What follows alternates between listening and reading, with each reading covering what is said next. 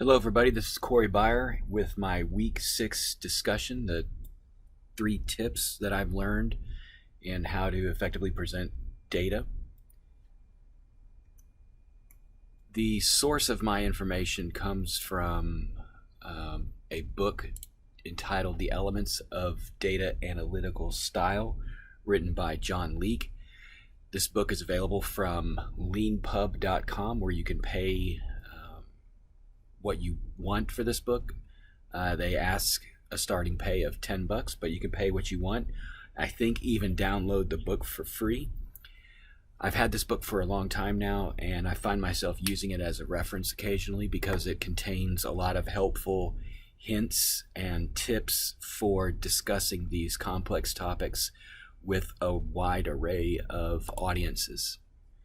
So for instance, in Chapter 11, page 71, the author gets into the tips that I found useful and that I'm going to be presenting on today. But as I was talking about complex topics to your audience, Mr. Leake even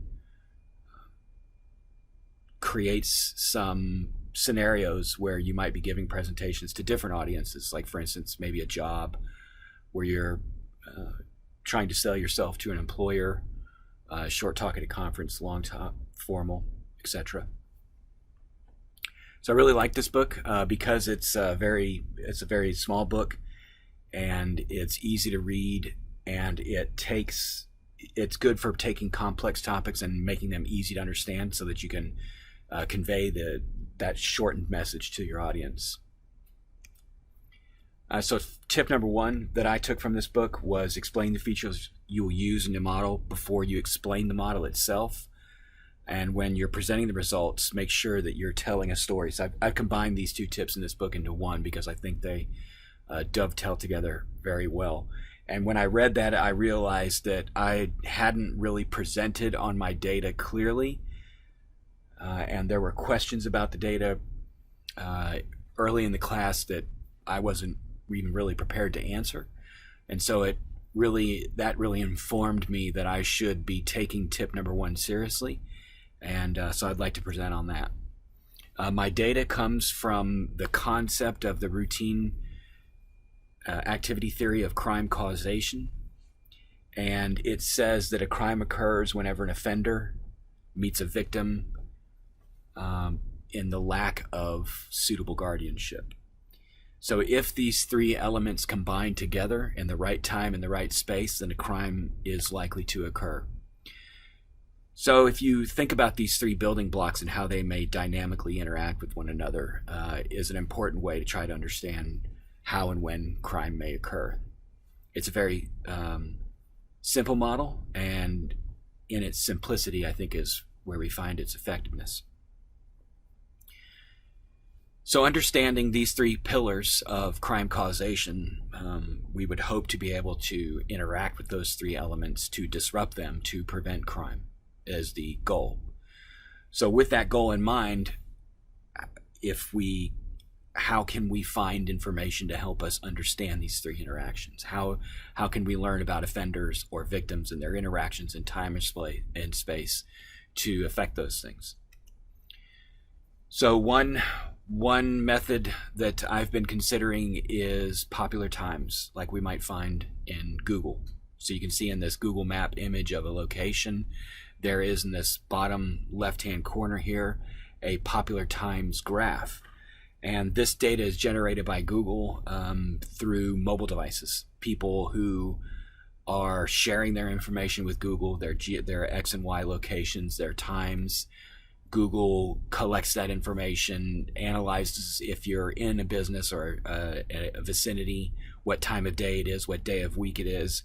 It aggregates this information and presents it through Google Maps. It's meant to be consumed by users so that we can assess when a place may be fully occupied or empty, and maybe make educated decisions about how we'd like to visit that store.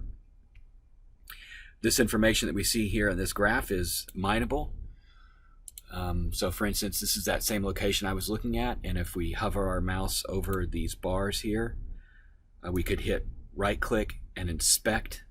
That would bring up this window here, and as I scroll through these HTML elements, you may notice on the bottom left that the graph is changing. So we can see that on Saturday at 3 p.m., it's 100% busy. Oh, excuse me, that's noon. It's 100% busy at 12 p.m., it says right there. So we can code some programs to scrape that information and download it basically from the web. And when we do that, we may get two graphs like this. The one on the right in the blue is the table of data from Google about popular times. And it fits our expectation of what a business would look like, such that from midnight to 7 a.m. there's 0 people there, and more people there in the afternoon than late at night. The data inside each cell is the joint probability. So for instance, if I look at 8 a.m. on a Sunday, then the joint probability of people being there is 0.0046. And on the left is crime events, which we can download publicly. Some of this information is public, but some of this is also not public. But what we can see is 8 a.m. for the same location, that on a Sunday, the joint probability of a crime occurring at 8 a.m. on a Sunday is 0.0029. So in that way, we can, using joint probabilities, we can normalize the data so that they're both at the same scale and can be considered together. And that's where the data comes from in my presentation. That's where, whenever I am looking at graphs of the information, which is here,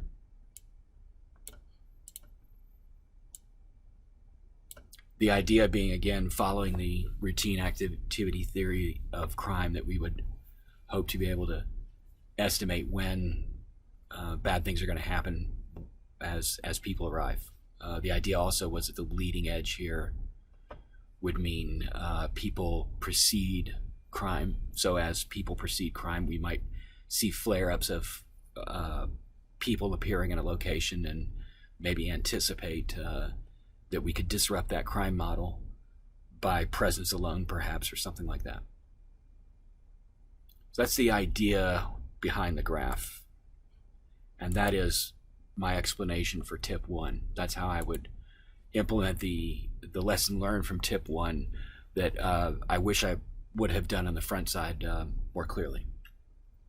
Tip number 2 was to use large fonts and minimize text on slides. Tip number 2 is probably the easiest to use.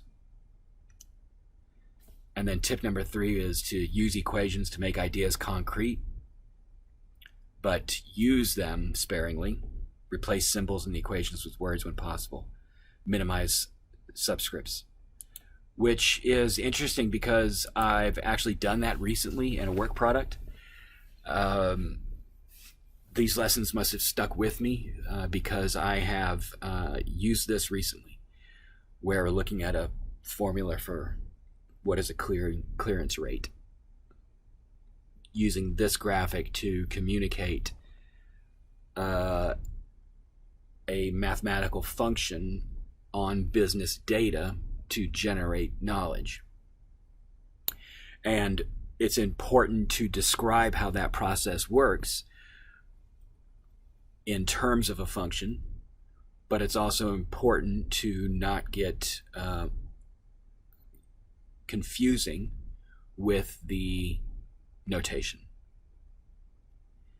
So those are my 3 tips that I've taken away from Mr. Leek's book, and I hope you've enjoyed this presentation. Thank you very much.